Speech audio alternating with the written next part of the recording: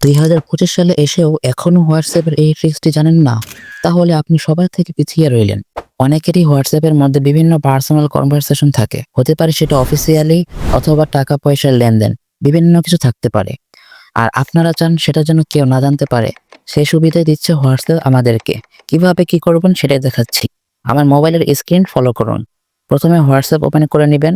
এরপর যে ব্যক্তির কনভারসেশন হাইড করতে চান সেটা লং প্রেস করে ডান দিকে থাকা থ্রি ডট অপশনে ক্লিক করে লক চ্যাট অপশনে ক্লিক করবেন।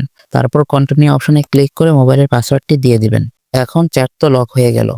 এই লক করা চ্যাটটি আবার হাইড করবেন কিভাবে সেটি দেখুন। সবার উপরে দেখুন লক চ্যাট অপশনে ক্লিক করুন। মোবাইলের পাসওয়ার্ডটি দিন। এরপর ডান দিকে থ্রি ডট অপশনে ক্লিক করে চ্যাট লক সেটিংসে যান। এরপর হাইড লক চ্যাট অপশনে ক্লিক করবেন।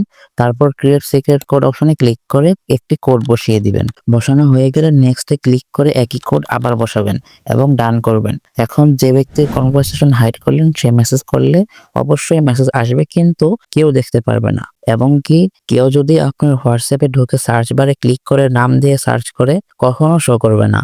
শুধুমাত্র আপনি যে সিক্রেট কোডটি দিয়েছেন সেই কোডটি সার্চ বারে গিয়ে টাইপ করে এন্টার করবেন, দেন আপনার সামনে সেই চ্যাটটি ওপেন হবে। এরকম আরো টিপস ও ট্রিক্স পেতে সাবস্ক্রাইব ও ফলো করুন।